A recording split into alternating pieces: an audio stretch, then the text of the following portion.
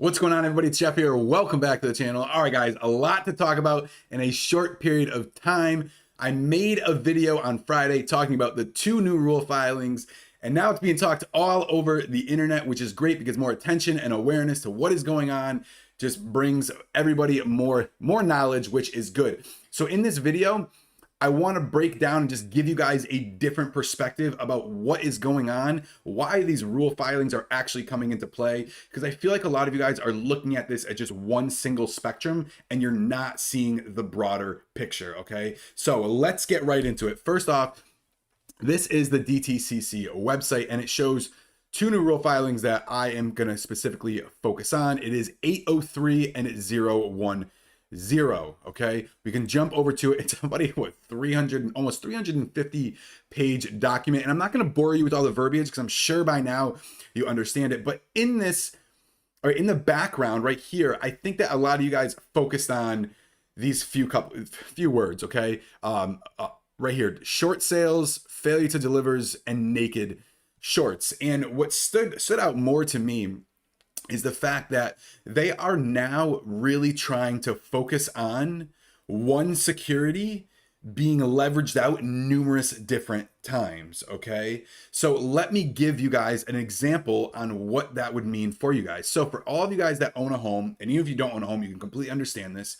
You own a home, you only have one home, it's on one foundation in one address, there's no duplicate anywhere, and you have one mortgage. You might have an additional mortgage to be borrowed against the equity or so forth, but when you buy a new home, you only have one mortgage. You don't have 10 different mortgages. You don't go to numerous different banks to be able to be borrowed against that same security because the value of the home is only $250,000. If you have 10 mortgages for $200,000, that's the security value is 250, but you've got 2 million lent out. All right. And that is where the issue lies. And that is the issue the Fed is directly focusing on. It's not so much as a short-term effect of, oh, these hedge funds manipulated the market, they got caught and they need to be penalized for it. It's looking at a broader view of the manipulation that has happened and how do we protect an economic downfall? What can we do to protect an economic downfall from '08 happening again with the mortgage-backed securities? All right. I mean, I'm pretty deep into real estate. I look at homes now when homes are at all-time highs. All right. In 2021, that still sold for more back in 2005 and 2006. And these were crappy mortgages, okay, with insane home values, and they did it and they abused the mortgage-backed securities because these banks were making a ton of money doing it. So that's what their goal is, to prevent that huge market collapse. So as long as they can try, okay, and they will, okay, to be able to prevent one security being lent out numerous different times, being borrowed against numerous different times, swiping cash for securities back and forth to each other, making it look like your liquidity is this level, but in reality, your liquidity is this level, okay? Because that's what's going to be the recipe for disaster. Once they can stop that from happening, which they are going to focus on because that's what their job, the Fed's job is, to provide stabilization in the market. And if you understand that that's what their focus is, that's what their job is, to prevent an economic downfall. All right. And don't look at it from a very, very small, I don't want to say narrow-minded, but just a single spectrum of, oh, hedge funds are abusing retail investors, okay, by all of the manipulation that's happening. But seeing it from a much broader picture, that's when you're going to understand that the inevitable is only going to happen with AMC, because once they stop that multiple, which it's happening to all stocks, it's a liquidity issue, okay, it's not necessarily singly from a stock point of view. That's when you guys are going to understand that, okay, this is much bigger than just one stock. This is much bigger than just manipulation. All right, this is an entire economic crash. In the beginning, I've talked about this numerous times, guys. In the beginning, when the coronavirus started, the Fed stepped in very quickly and was like, we need to prevent an economic crash.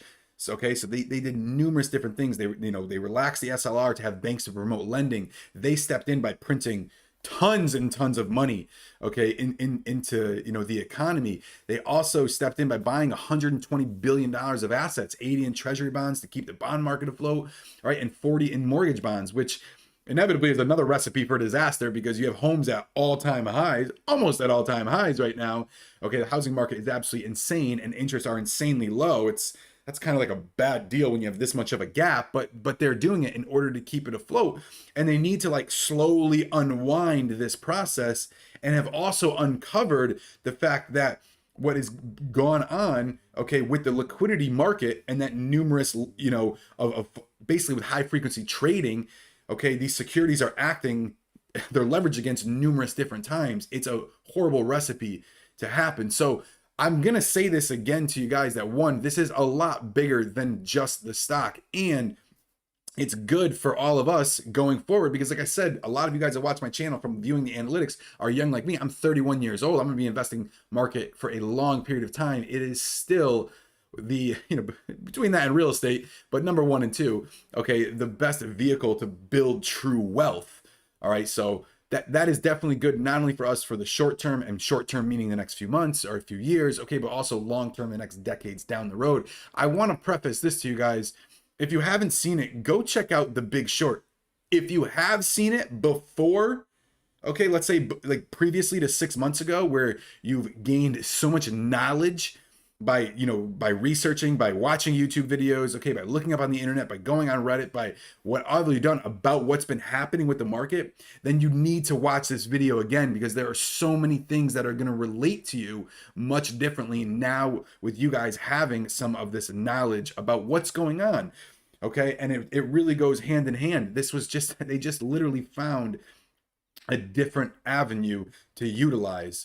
Okay, and like I said, the Fed's goal is to be able to stop this insane market manipulation. So when you see these rule filings come up, don't just, per se shake them off. Don't also look at them. I know that some other people on the internet will be like, oh my God, this rule filing that like I really don't even understand got approved, and now AMC $100,000 by Friday confirmed. Like, I know some of you guys have been like, oh well, the rule filings don't make sense because I watched these YouTube videos and they said this was going to happen. Well, you need to understand this from a much bigger picture. And it's also good because one, you guys now can see what is ahead.